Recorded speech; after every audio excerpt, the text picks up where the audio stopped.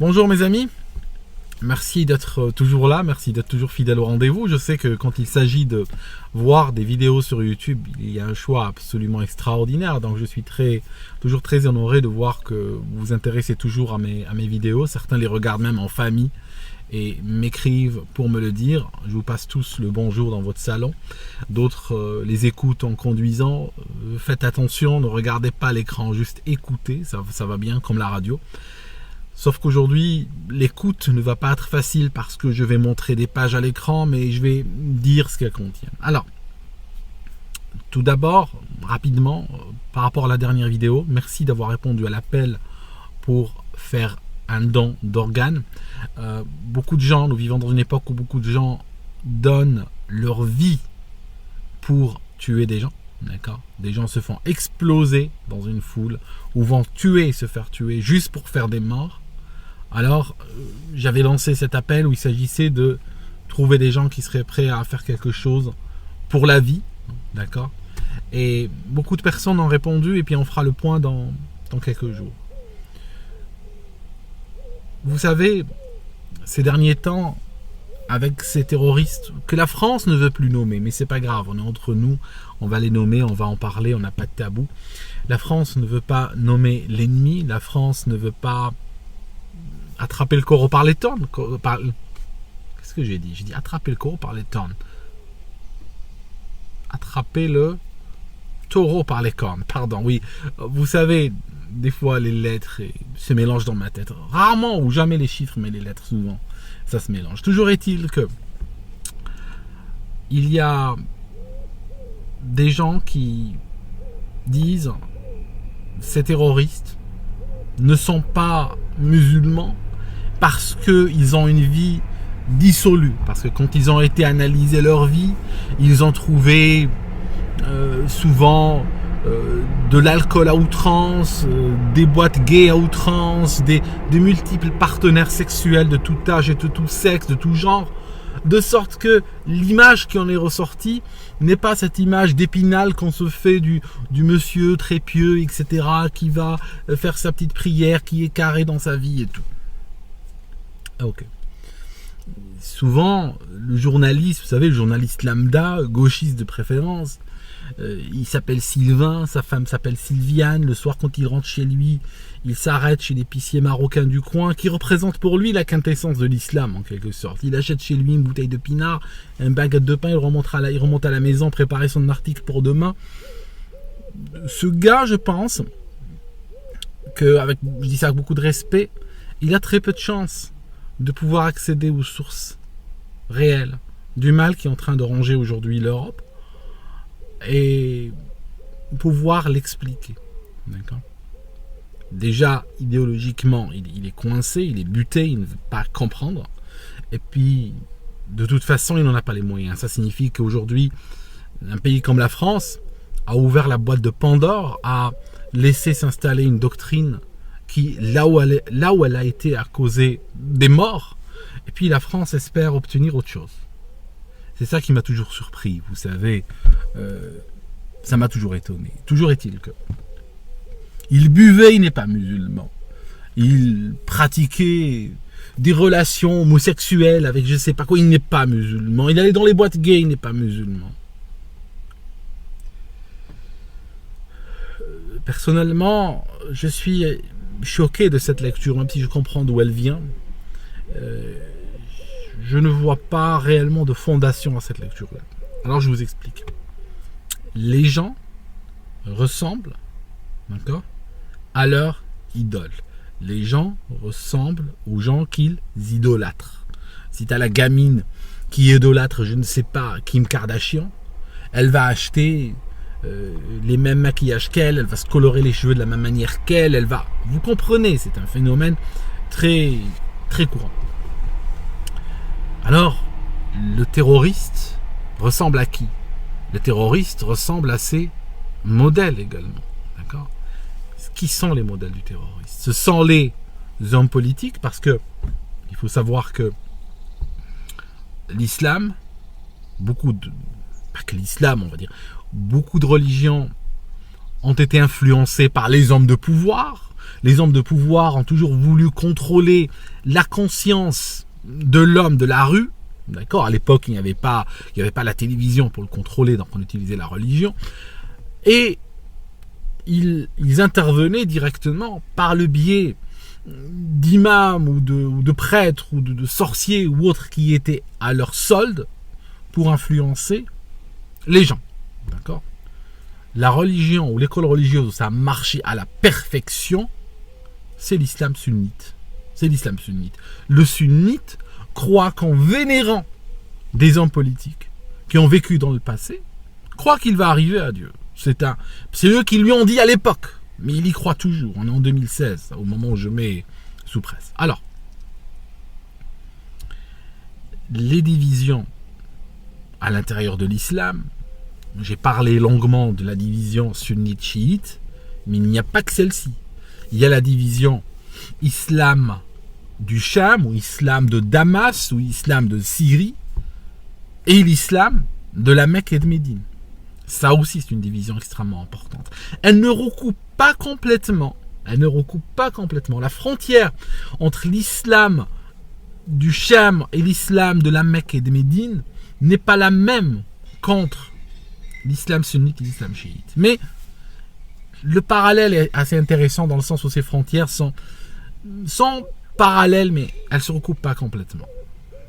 J'ai pas envie d'être confus, j'espère que je suis clair jusque-là. Toujours est-il que aujourd'hui, ce qu'on appelle ISIS par exemple, qui est le pôle d'attraction majoritaire des terroristes, d'accord ? La majorité des terroristes aujourd'hui se réclament de ISIS. ISIS sont où ? Où est-ce qu'ils sont ? Ils sont en Syrie, qu'on appelait anciennement Hacham. Donc ils se réclament de quel islam ? Ils se réclament de l'islam de Damas. D'accord ? Et cet islam-là, c'est un islam qui est fortement influencé par les hommes de pouvoir. Cet islam, dedans, il ne reste plus rien de mystique, il ne reste plus rien de divin, il ne reste que l'homme de pouvoir et c'est tout. Savez-vous, je n'ai pas le hadith ici, je vous le montrerai à l'occasion, savez-vous que dans la doctrine de l'islam de Damas, si tu es musulman, tu crois en Allah, d'accord ? Tu crois en son prophète, tu crois au Coran, tu fais la prière, tu fais le hajj, tu fais tout. Mais si tu n'as pas tout ça, tout ce que tu fais toute ta vie, ne vaut strictement rien, et tu iras en enfer si tu n'as pas prêté allégeance à un calife. D'accord ? Ça, il faut que je le montre, c'est pour moi le hadith fondateur de cet islam-là. C'est l'islam où Dieu est littéralement sous les pieds des hommes politiques. Et il y a des gens qui y croient aujourd'hui. D'accord ? Ils croient que Dieu s'est mis sous littéralement sous la babouche de l'homme politique et il a dit c'est lui. Hein, moi je suis Dieu mais je ne vaux rien. Regardez avec lui. Si vous lui prêtez allégeance, c'est bon. Si vous ne lui prêtez pas allégeance, moi je ne vous reconnais pas. D'accord ?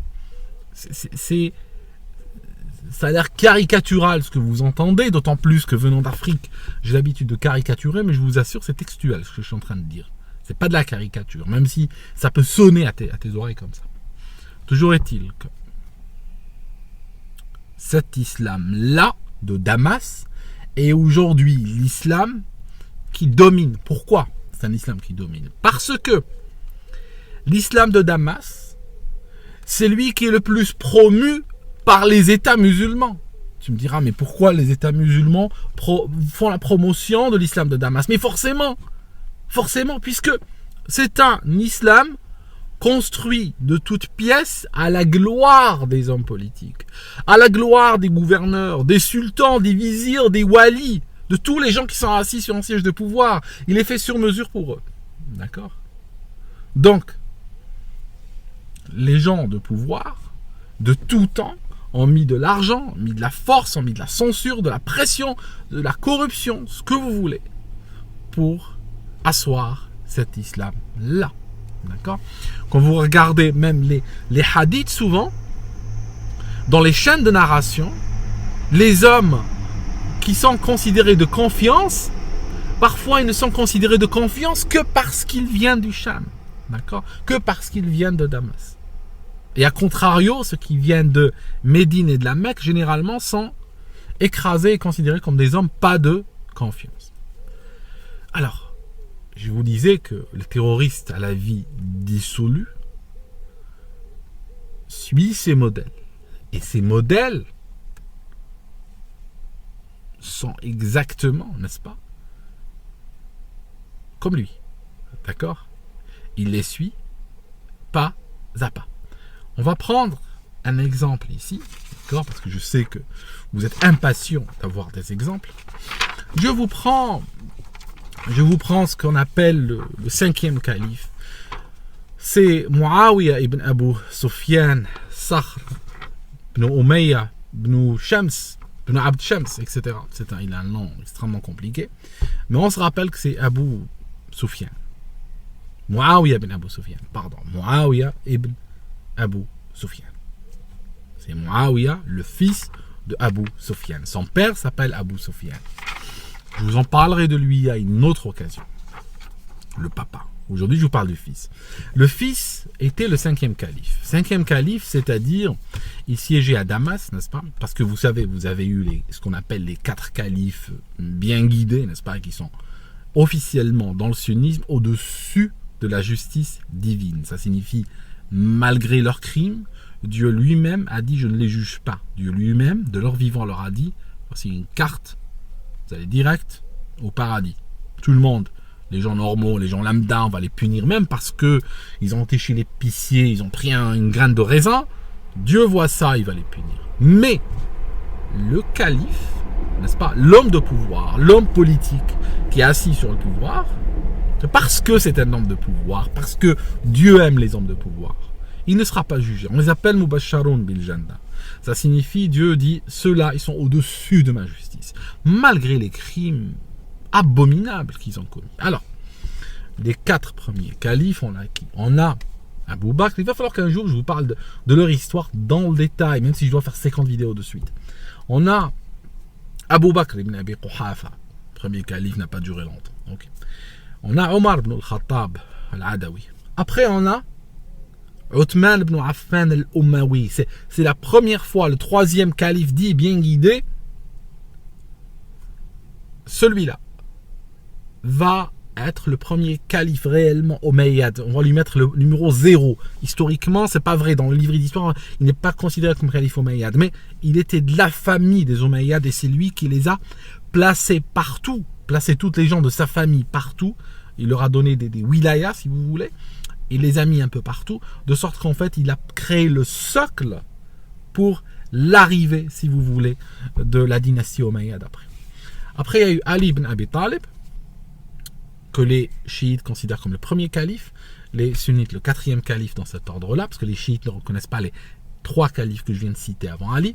Après arrive, chez les sunnites toujours, arrive Muawiyah ibn Abi Sufyan, d'accord, qu'ils appellent l'oncle des musulmans, l'oncle des croyants plutôt, Khal Mu'minin. Ils aiment bien donner comme ça des noms affectueux aux gens de pouvoir, vous savez, ils sont d'une obscurité qui vous dégoûte quand tu lis ces livres et tout ça, ça dégoûte des fois ce que tu peux lire comme brosse aux hommes de pouvoir. Alors, toujours est-il, celui-là, ce type-là, il envoyait ses... Ça n'a rien de lire ce qu'il faisait.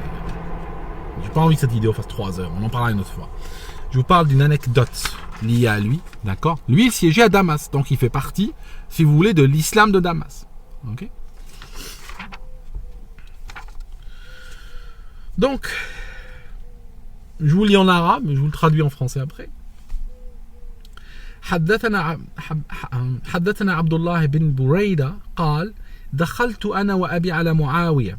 Donc ce gars qui s'appelle Abdullah ibn Burayda, il a dit, je suis rentré avec mon père, j'ai été avec mon père chez Muawiyah. Donc il parle de ce 5e calife.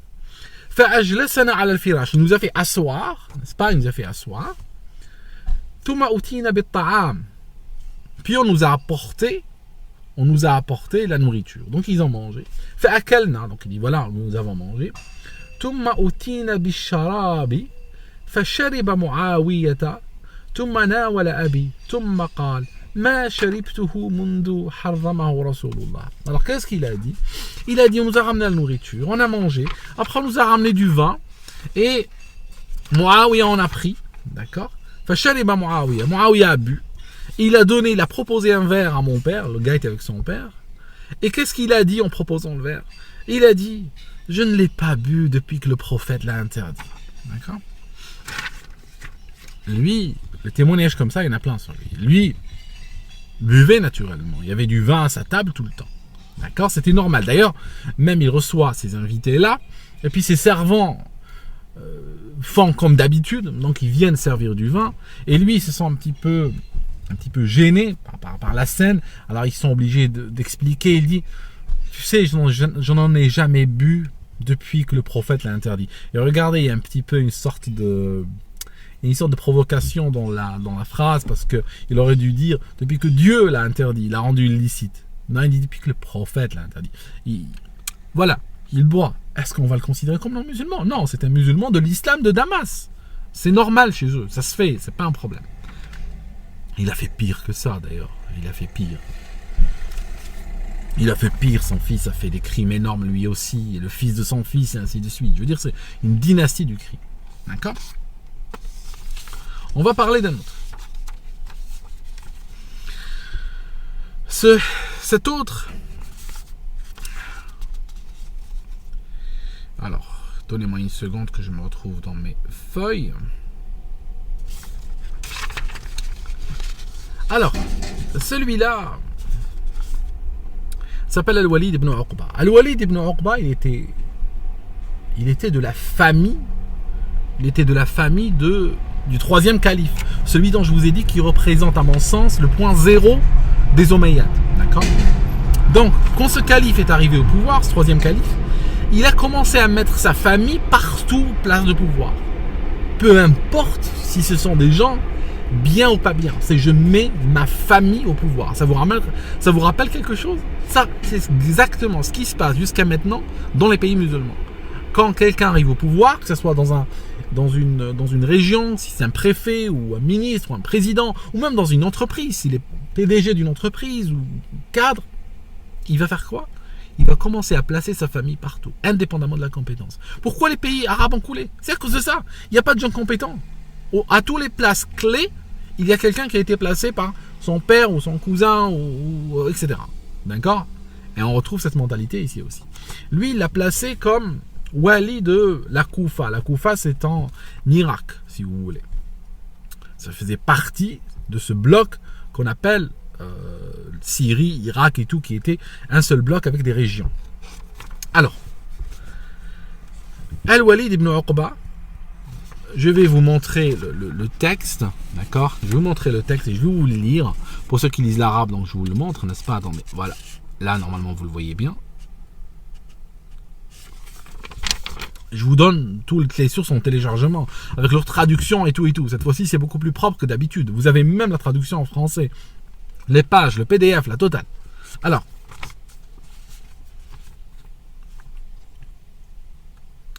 voilà quelqu'un qui raconte. Abu Sanan قال, ce gars qui s'appelait Abu Sanan قال, شهدت عثمان بن عفان وأتي بالوليد. On avait ramené le Walid chez Uthman et j'étais là, ce qu'il dit. قد صلى الصبح ركعتين ثم قال أزيدكم ou bien أزيدكم.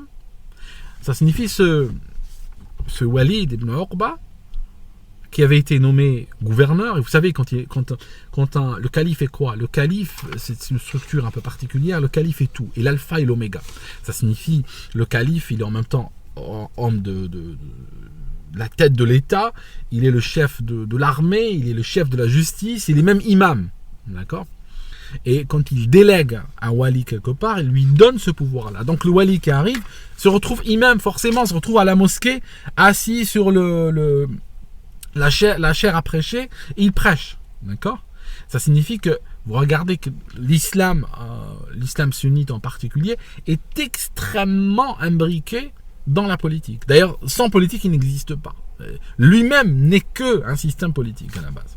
Alors, donc, bonne chance avec votre histoire de laïcité. Alors, Il a dit, il a fait la prière. Vous savez, la prière musulmane se divise en raka'a, qui sont des cycles, si vous voulez. Alors, la prière du matin, c'est 2. Lui, il en a fait 2. Puis il s'est retourné vers les gens. Donc, il est l'imam. Il est avant même, devant la première rangée. Et il se retourne vers les gens. Il leur dit, je vous en rajoute. Vous voulez encore? Les gens sont étonnés. Mais pourquoi il leur dit ça? Pourquoi il leur dit, vous voulez que je vous en rajoute? Le wali, ce wali placé comme imam par le 3e calife bien guidé. Pourquoi il leur dit ça? Mais parce qu'il est bourré comme un chien, d'accord? Ça, on ne fait pas de lui un non-musulman, ça fait de lui un musulman sunnite de Damas. Voilà. Alors, je vous lis. صلى الصبح ركعتين ثم قال أزيدكم فشهد عليه رجلان أحدهما حمران أنه شرب الخمر وشهد آخر أنه رآه يتقيأ فقال عثمان إنه لم يتقيأ حتى شربها. Alors, des gens ont témoigné, ils ont dit, il a bu. Un autre a dit, je l'ai vu vomir. Ils l'ont vu vomir contre le mur de la mosquée. On est à la prière du sobh, ça signifie la prière du matin, qui se fait au lever du soleil. Vous voyez que le gars a un problème, a une relation conflictuelle avec l'alcool. Le mec, à 6h du matin, l'imam arrive en trébuchant, l'imam nommé par le calife bien guidé arrive, il met sa tête contre le mur de la mosquée et il vomit. D'accord? Après il rentre, il fait la prière ivre comme un chien. Et puis il se retourne vers les gens et il dit, vous en avez assez ou je rajoute? D'accord? Et bon, son cas, Othman ibn Affan a fini par le lâcher à cet incident en particulier, mais ce n'était pas son premier incident avec l'alcool. Othman a tout fait pour le protéger, c'est de sa famille, mais il a fini par se débarrasser de lui après cette histoire. L'histoire vient d'où? L'histoire vient d'où? Elle vient de Sahih Muslim, mes amis. Je suis en train de vous parler de Sahih Muslim, Bab al-Khamr, d'accord? On est dans le hadith 1707. Mais vous l'avez de toute façon dans le descriptif de la vidéo. Tout est là.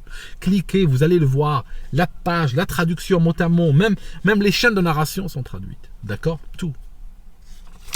D'ailleurs, sans vous, juste au passage, chez le Walid ibn Uqba, musulman, vous connaissez ce verset? Je vais vous le lire. Ya ayyuhalladhina amanu, idha ja'akum fasiqun binaba'in fatabayyanu an tusibu qawman bijahalatin fatusbihu ala ma fa'altum nadimin. Tous les musulmans, hein, lisez en même temps que moi ce verset. Tous le connaissent par cœur. Ce verset a été révélé au sujet. Alors, ce verset, oui. Pardon, j'aurais dû me lire en français d'abord.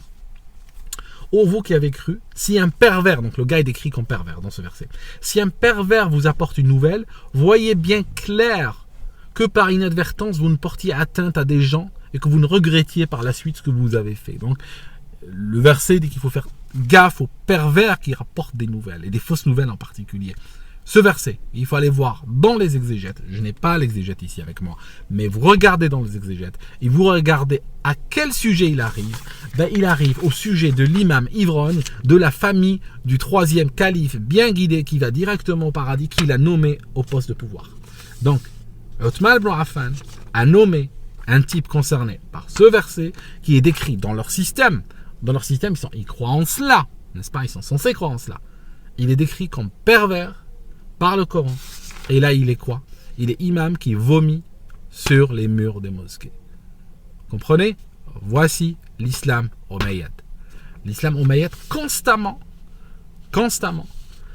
dans la contradiction avec, on va dire, les valeurs de l'islam de la Mecque et de Médine. Alors, Sahih Muslim, je vous ai dit. Hein. Donc, alors, on va continuer. Donc, on n'a pas fini. Hein. Vous savez que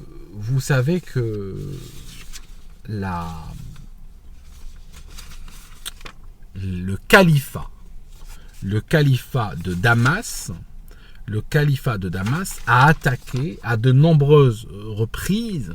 Il a attaqué la Mecque et Médine. La Mecque, le cube noir, enfin la Kaaba, le cube noir à la Mecque, vers lequel les musulmans font la prière, autour duquel ils tournent, il a été détruit à plusieurs reprises par le califat de Damas. Il a été rasé jusqu'au sol. Je vous dis un truc, musulmans. La Kaaba que vous voyez aujourd'hui dans les images, ou vers laquelle vous faites la prière, ce n'est pas la même qu'il y avait à l'époque de votre prophète. C'est écrit dans tous les livres, même dans Sahih Bukhari, ils en parlent. Sahih Muslim, ils en parlent. Elle a été détruite jusqu'aux fondations. D'accord ? Elle a été bombardée, elle a été brûlée à plusieurs reprises, et il a fallu à un moment donné la raser complètement et la reconstruire. D'accord ? Donc elle a été reconstruite. Et au passage, vous avez fait une vidéo détaillée sur ça, ils avaient violé les femmes de Médine, des milliers de femmes violées à 200 mètres de la tombe du prophète, quoi. Je veux dire, vous voyez le genre, hein. Ça c'est l'islam vers lequel se reconnaît l'immigré français d'origine algérienne qui cherche la religion, d'accord. Il s'oriente vers cet islam-là, d'accord. L'islam qui, il n'y a pas longtemps, violait des femmes sous les grilles de la tombe de son prophète, d'accord. Dans les livres, écrit noir sur blanc, pas un livre ou deux. Et les livres les plus solides de l'islam sunnite rapportent ces histoires. Alors, je vous donnerai un exemple tout à l'heure. Mais on va continuer avec les califes et les exemples qu'ils font. Alors,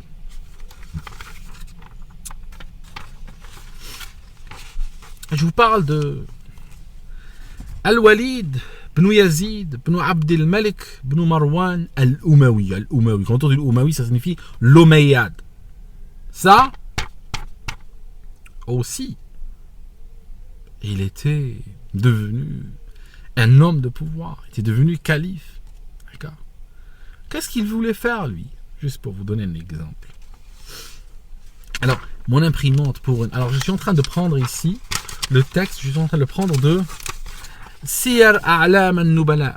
Siyar A'lam al-Nubala, c'est un livre d'un gars qui s'appelle Dahabi. Dahabi qui était à Damas. D'accord, c'est quelqu'un très proche de l'islam de Damas, donc il ne parle pas d'eux pour les critiquer, et il dit le minimum possible. Quand il doit dire du mal d'eux, soit il cherche à l'adoucir, soit il dit ce qui est vraiment, que tout le monde connaît, mais il ne va jamais vous révéler un scoop, lui. Mais je prends les pro-califats, d'accord. Parce que si je prends des anti-califats, le problème avec le sunnite, le problème avec le sunnite, c'est qu'il te dit, ok, tu peux critiquer les califes, mais tu ne dois prendre que des sources pro-califes. D'accord? Je suis en train de prendre des sources pro-califes. Okay? Je suis juste avec vos seigneurs. D'accord? Que votre Dieu les bénisse, comme vous dites. Alors, celui-là. Arad al-Walid ibn Yazid al-Hajj. Ça signifie al-Walid, Yazid. Al-Walid ibn Yazid, Arad al-Hajj. Donc ce Walid, ce gars qui s'appelle Walid, voulait aller au pèlerinage. Arad al-Hajj, il voulait aller au pèlerinage.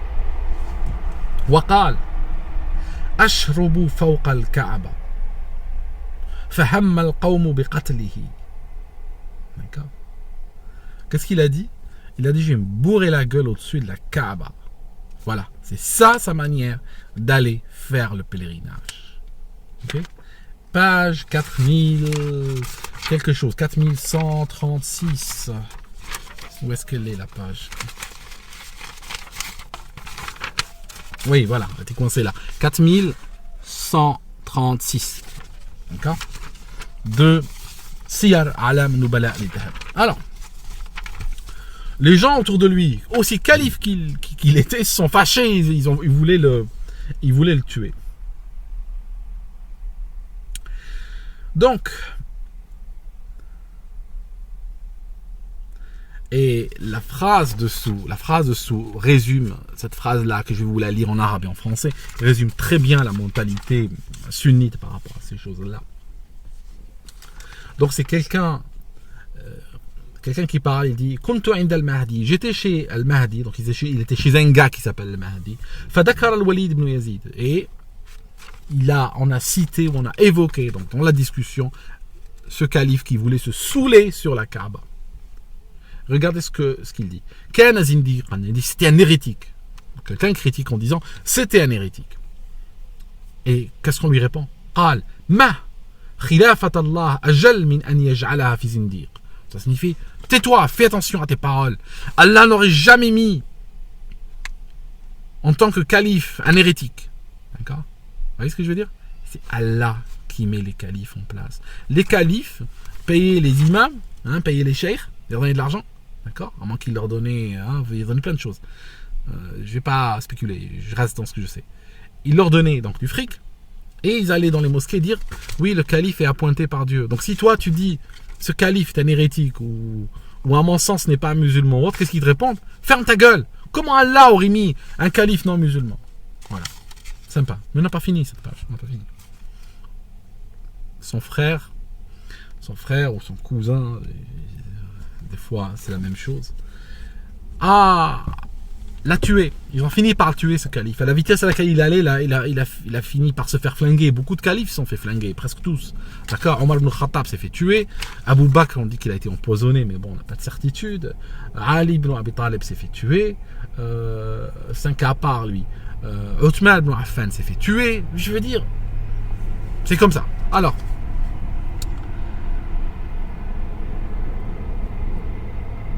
donc ils l'ont encerclé, ils l'ont tué, donc ils sont passés par-dessus les murs et ils l'ont tué. Et qu'est-ce qu'ils ont dit quand ils l'ont tué? Ils ont dit, on se venge de toi. D'avoir violé les interdictions divines.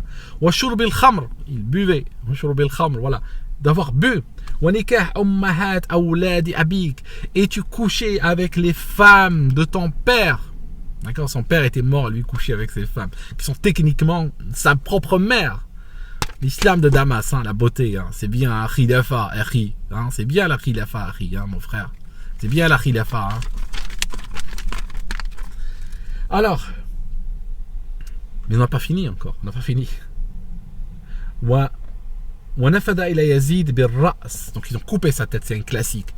Ils prenaient pas le scalp comme ils faisaient aux États-Unis. Ils prenaient plutôt la tête entière pour démonstration comment ils ont tué la personne. Alors,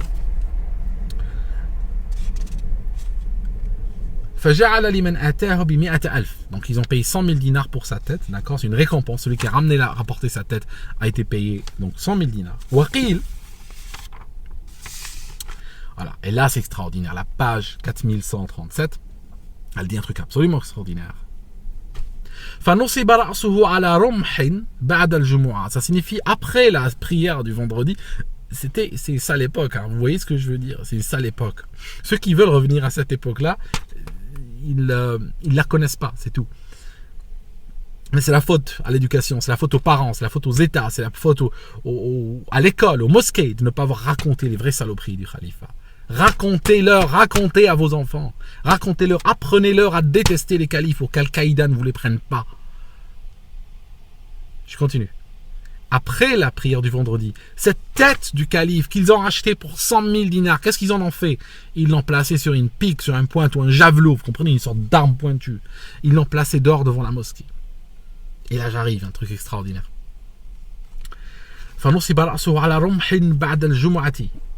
فنظر إليه أخوه سليمان فقال بعدا له كان شروبا للخمر مجانا لقد راودني عن نفسي. Alors je vous le traduis. Son frère est venu devant la tête, planté devant la mosquée le jour de la prière du vendredi. Qu'est-ce qu'il a dit? Son frère Sulayman, il dit qu'Allah l'éloigne, c'était un ivrogne, un pourri, il m'a violé. D'accord? كان شروبا للخمر مجانا لقد راودني عن نفسي. سير أعلام النبلاء الذهبي page 4736. D'accord? Tes profs, pourquoi tu ne racontes pas ça à tes élèves? Tes imams, pourquoi tu ne racontes pas ça? C'est dans vos livres, c'est dans vos livres. Combien de livres j'ai cités jusqu'à maintenant? J'ouvre le moindre livre, je trouve les saloperies des califes. Et vous n'arrêtez pas de les bénir, vous n'arrêtez pas de parler d'eux, jusqu'à ce que maintenant il y a des jeunes qui rêvent que d'une chose, aller mourir pour des califes. Ok. Donc, meurtre dissolu, alcool, son fantasme c'était même d'aller boire sur la Kaaba, il a violé son frère, il a couché avec les femmes de son père, n'est-ce pas? Je veux dire, c'est quoi ça? C'est l'islam. C'est l'islam de Damas. C'est l'islam vers lequel pointe la petite racaille française là. Je veux aller, mon frère, Harry. Je veux aller. Apprends l'arabe, connard. Et lis un peu d'abord. Alors, Bon, je continue. Excusez-moi, je me suis emporté. Je suis emporté. Vous savez, je dis beaucoup trop de saloperies, je trouve. Des fois, j'interromps, je mets des opéras et tout pour me changer un peu l'air parce que c'est abusé, quoi. Franchement, je mérite pas ça, quoi. J'avais pas immigré en Europe pour ça, bon Dieu. Voilà. J'avais pas immigré en Europe pour vous expliquer. Je pensais pas, sincèrement, quand je suis parti d'Algérie, je ne pensais pas qu'un jour j'allais me retrouver à faire ça. Hein. Voilà, je vais me calmer parce que sinon j'arrête cette vidéo, je pars. Ok. Bon, on va pas arrêter la vidéo, partir. Hein. Bon. Alors, Ibn Qutayba, l'imam wa siyasa. Dakhala rajulun min ahli Sham. Un homme du Sham est arrivé. Vous avez entendu le mot. Dakhala rajulun min ahli Sham. Vous pouvez arrêter si vous voulez l'arabe, arrêtez là. Ou bien cliquez sur le lien que je vous fournis dans le descriptif de la vidéo. L'ignorance n'a plus d'excuses aujourd'hui pour l'ignorance. Ok, on vous a menti. Bon voilà, on t'a menti. Ok, je le révèle, on t'a menti. D'accord. Tes parents étaient ignorants, ils t'ont menti. L'imam de ton quartier, soit il était ignorant, soit il n'a pas voulu te raconter des choses équivoques, il t'a menti, il t'a rien dit. La télévision appartient à l'État, ils t'ont brossé un portrait parfait des califes. Mais maintenant, réveille-toi, bordel, quoi. Bon, laissez-moi lire. Alors, donc, l'histoire se passe à Médine, la ville du prophète. On est à 300 mètres de la tombe du prophète, hein, des musulmans. Pour peu qu'ils aient le moins de respect pour leur prophète. En fait, au fond, entre nous, je pense, j'ai la théorie qu'ils s'en foutent complètement de lui, qu'ils s'intéressent surtout aux hommes de pouvoir. Alors, donc, un homme du Sham est rentré chez une femme qui venait d'accoucher. Elle faisait partie des Ansar. Ce sont des gens qui avaient soutenu le prophète. Il y a un enfant avec elle. Il lui a dit, est-ce que tu as de l'argent? Parce que quand le califat de Damas a attaqué Médine et la Mecque, il a envoyé qui? Il a envoyé des soudars, il a envoyé des mercenaires. Ils ont été payés, 40 dinars chacun. Et ils leur ont dit, allez-y, faites-vous payer en attaquant la population. Le reste de l'argent, parce que 40 dinars, c'était rien. Un hadith se vendait à 1000 dinars. Un calife achetait un hadith à 1000 dinars. Ibn Taymiyyah, je vous avais montré. Donc 40 dinars, c'était rien. D'accord? Mais ce qu'ils ont fait, c'est qu'ils leur ont dit, allez piller les gens, comme ça, ils leur ont donné 3 jours. En fait. Ils leur ont donné 3 jours. Vous lisez ça dans tous les livres. Ils ont donné 3 jours de pillage aux pillards. En fait. Est-ce qu'il y a de l'argent? Elle a dit, Wallahi ma taraku li shay'an. Elle a dit, on m'a rien laissé. Ça signifie en fait, genre, tes copains sont déjà passés, ils m'ont déjà tout pris, j'ai rien. Et qu'est-ce qu'il lui répond le pire? Wallahi la tukhrijanna ilayya shay'an. Aw la aqtulannaki wa sabiyyaki hada. Il a dit, je jure au nom d'Allah. Là on a le Allah qui est sous les babouches de qui? Il est sous les babouches des califes. C'est le Allah de quoi? C'est le Allah du Sham. C'est le Allah de l'islam du Sham. C'est un tout petit dieu comme ça qui est à genoux devant les califes. Alors, qu'est-ce qu'il lui a dit? Je jure au nom d'Allah que si tu ne me sors pas quelque chose, tu ne me donnes pas quelque chose, je te tue, toi et ton enfant. Et qu'est-ce qu'elle lui répond? Elle attend de jouer une carte. Elle tente de jouer une carte, mais elle va foirer cette carte. Je vous préviens tout de suite. Wayhak, innahu ابن أبي كبش الأنصاري صاحب رسول الله صلى الله عليه وسلم وقد بايعت رسول الله عليه صلى الله عليه وسلم معه يوم بيعة الشجرة. Qu'est-ce qu'elle dit? Elle dit, attention à ce que tu es en train de faire. C'est le fils de Ibn Abi Kabash al-Ansari, l'ami du prophète. Il a prêté allégeance au prophète sous l'arbre et j'étais avec lui. C'est en fait Bay'atul Shajara ou bien Bay'atul Ridwan, c'est une allégeance spéciale qui est décrite dans le Coran. Donc elle cherche à dire ça en fait. Donc elle lui explique ça, elle lui explique qu'elle est proche du prophète, d'accord? Elle et son mari.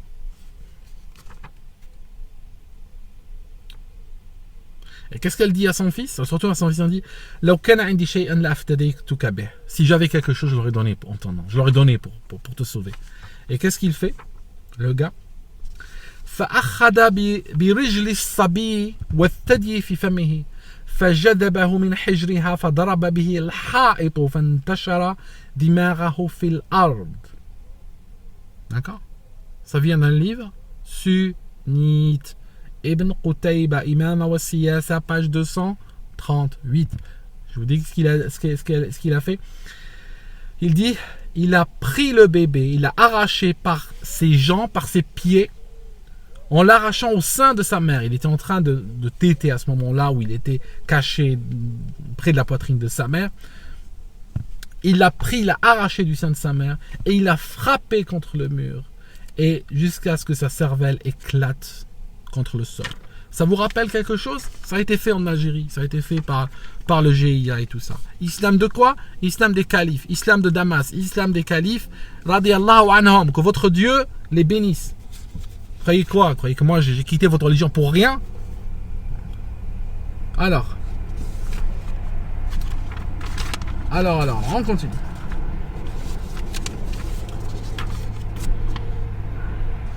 Al-Kasa'i, un des 7 lecteurs du Coran. Vous savez, il y a 7 lecteurs importants ou principaux du Coran.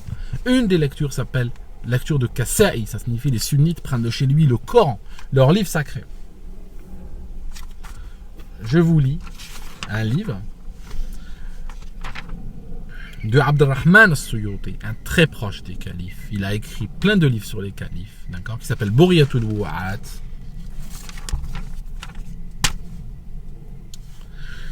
قال ابن الأعرابي كان الكسائي أعلم الناس. الكسائي était un des hommes les plus savants, ضابطا, précis, عالما بالعربية, connaissant la langue arabe, صدوق, قارئا صدوقا, un lecteur sûr.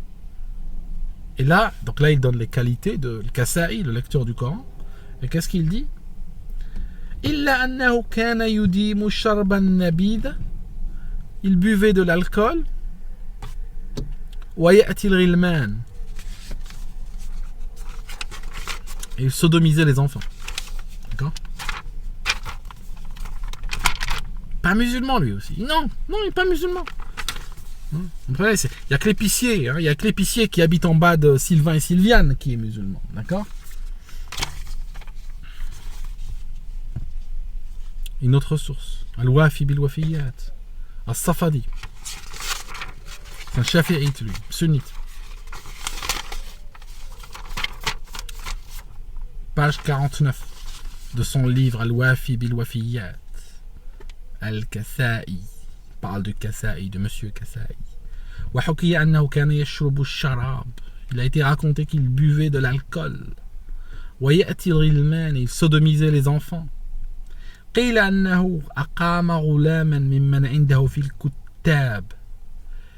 a demandé à un garçon qui était chez lui dans Al-Kuttab, c'est une sorte de salle où on apprend le Coran.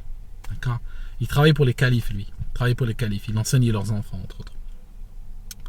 Sans les califes, il serait rien. C'est les califes qui lui ont fait la promotion. Parce qu'il faut savoir que tous ceux qui travaillaient pour les califes recevaient une promotion extraordinaire. Ils étaient promus, leurs livres étaient publiés. Les autres étaient quoi?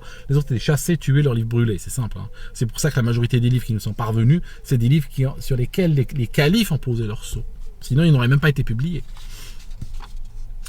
Donc il était dans la classe d'enseignement du Coran. Il lui a demandé de se lever. Il a commencé à se sodomiser. Je lis la phrase en arabe. قيل أنه أقام غلاما ممن عنده في الكتاب يفسق به وجاء بعض الكتاب ليسلم عليه. Un des apprentis de ceux qui apprennent le Coran est venu pour le saluer. فرآه الكسائي ولم يراه الغلام. الكسائي a vu le gars arriver, mais le garçon qui se faisait sodomiser l'a pas vu. فجلس الكسائي في مكانه. Donc qu'est-ce qu'il a fait? Il s'est assis. Comme ça, il a fait semblant comme si de rien n'était. وبقي الغلام قائما مبهوتا. فلما دخل الكتاب قال ما شأن هذا الغلام قائما. Il dit pourquoi cet enfant est debout? Qu'est-ce qu'il a? قال et puis il répond avec une boutade pour faire drôle, une boutade intraduisible. قال وقع الفعل عليه فانتصب. D'accord? C'est... Je veux dire combien de sources on a jusqu'à maintenant?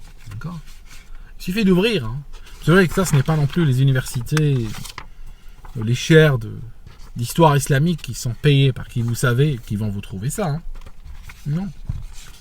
C'est pas... Un dernier pour la route. Tarikh al-Islam, donc l'histoire de l'islam, de Dahabi proche du califat donc de Damas, c'est lui qui a écrit ce livre. D'accord. Mais c'était un historien, c'était aussi un exégète du Coran, c'était un homme, un biographe, il connaissait beaucoup de monde. Il a écrit beaucoup de livres sur cela, sur les biographies des gens. Et donc là, page 587, on parle de l'attaque de Médine. Ça, c'est la deuxième attaque. Ça, ce n'est pas la même attaque où ils ont tué le bébé tout à l'heure. C'est une autre attaque. Ils attaquaient régulièrement Médine, si vous voulez. Il y a plein de fois. توجه مسلم بن عقبة إلى المدينة في 12,000 رجل. Muslim ibn Uqba a marché vers Médine, qui vient d'où? Il vient du nord, il vient de Damas, et il marche vers Médine avec à la tête de 12 000 hommes. Et il a été dit 12 000 cavaliers et 15 000 hommes. Voilà, deux versions. Une version qui dit 12 000 hommes en tout, d'autres disent non, 12 000 cavaliers et 15 000 hommes. 15 000 piétons. Alors, qu'est-ce qu'il a fait? Voici les instructions qu'il donne. فجرد السيف واقتل المقبل والمدبر واجهزي على الجريح وانهبها ثلاثا. Il dit, sors ton épée. Quand tu arriveras à Médine, sors ton épée. Tue celui qui t'affronte, tue celui qui fuit. Achève les blessés. Et pille la ville pendant 3 jours. D'accord? Voilà. La ville du prophète des musulmans. D'accord? Et qu'est-ce qu'il nous dit? Qal Anhaba Musrif, c'est le nom qu'il donnait à ce Muslim ibn Uqba. Ils lui ont changé de nom, ils ne voulaient pas l'appeler Muslim, ils l'ont appelé Musrif, ce qui signifie destructeur. Ibn Uqba Anhaba Musrifun Ibn Uqba al-Madina thalathan, donc pendant 3 jours il a pillé Médine. Waqtudda fiha alfa adra. Ils ont violé 1000 vierges. J'imagine que même les gamines passaient pour vierges. Dans un autre livre, il est dit que l'année d'après, 1000 femmes sont tombées enceintes. D'accord? À Médine, sans être mariées. De la suite des viols de masse. Pendant 3 jours, ils ont violé toutes les femmes qu'ils ont rencontrées de Médine. D'accord? Voilà. Ça, c'est le califat. On dit non, le terroriste, oui, on l'a vu avec dans une boîte où il buvait ou autre. Mais il est exactement comme ces exemples, mes amis. Il est exactement comme ces exemples. Et sincèrement, à ce stade, il y a tellement eu de morts en France, je m'attends de vous à ce que vous connaissez ça. D'accord? Alors, je vous lis un hadith, juste un petit sondage que je fais personnel. Je lis un hadith qui est à la suite de cette histoire. Donc il dit, ils ont violé 1000 vierges. Et là je vous lis un hadith.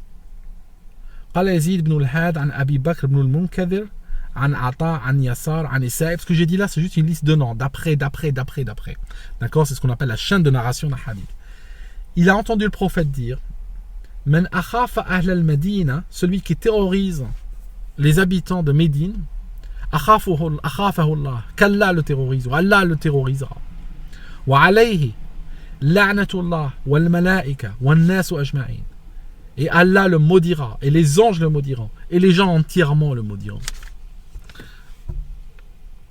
Vous savez pourquoi les chiites maudissent les Umayyads, par exemple? Ils disent la'ana Allahu bani Umayyata qatiba, qu'Allah maudisse les Omeyyades du premier jusqu'au dernier, juste à cause de ça. C'est très simple. Et si tu es sunnite, sachant qu'ils ont éclaté des bébés appartenant à des amis à ton prophète, sachant qu'ils ont violé des femmes près de la tombe de ton prophète, dans la ville de ton prophète, sachant qu'ils ont massacré des amis à lui, je n'ai même pas cité ça, c'est dans un autre livre que je n'ai pas imprimé, sachant que ton prophète a dit ceux qui terrorisent la Mecque, Médine, ils ont fait la même chose à la Mecque d'ailleurs, ceux qui terrorisent Médine, Dieu les terrorisera, et Allah les maudira, les anges les maudiront, et les gens les maudiront. Est-ce que tu es prêt? Je fais un sondage. Est-ce que tu es prêt à maudire ces gens toi aussi? Est-ce que tu es prêt à te dissocier d'eux et les maudire? Si tu as un blocage psychologique à le faire, c'est que, mon ami, tu es atteint par la chose. Ça signifie que quand tu étais petit, comme tout le monde en fait, hein, je t'en veux pas, comme tout le monde, tu as été exposé à cela. Ça signifie même en apprenant tout ce que les califes font comme horreur, tu as du mal à te dissocier d'eux. Tu as du mal à dire non, ce sont des maudits.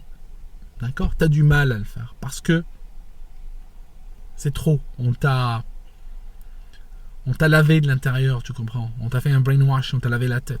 Donc, continue à réfléchir, continue à t'informer. Lis ce que je te propose ici. Cherche, réfléchis et dissocie-toi des califes. Dissocie-toi de cet islam-là. Je te demande même pas de quitter l'islam, moi. Je te demande de te dissocier de l'islam des hommes de pouvoir. Je te dis, arrête de parler en bien des hommes de pouvoir devant tes enfants pour qu'Al-Qaïda ne te les prenne pas. D'accord?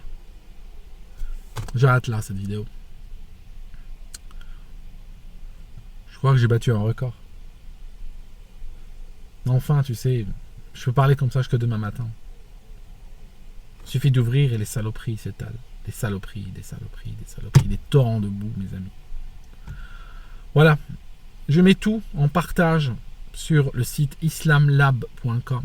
Islamlab.com. Tout ça traduit en français, mot à mot, avec des notes de traduction, des références liées à la traduction, les captures d'écran de ces pages, une analyse pour que vous puissiez mettre ça en perspective, le PDF du livre, avec la page que tu dois aller lire, et même des articles relatifs associés à cela pour aller plus loin et creuser et faire des parallèles avec des événements. Islamlab.com. Aujourd'hui, il vient de passer en HTTPS. Comme ça, tu as une session sécurisée quand tu es connecté sur ce site. Tu peux le lire sans problème. Voilà, mes amis. Partagez. Pas nécessairement ma vidéo. Si vous ne m'aimez pas ou autre, ne partagez pas ma vidéo. C'est pas grave. Mais partagez ce que je suis en train de dire. Prenez-le à votre nom. Prenez-le à votre nom. Je n'ai pas de copyright sur ces choses-là.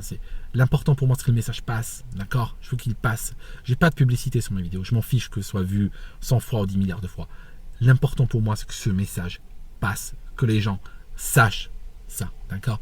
Et que aucun journaliste ne dise il était pourri, il avait les mœurs dissolues, il violait son frère, donc ce n'était pas un musulman. Non, c'était un musulman de Damas.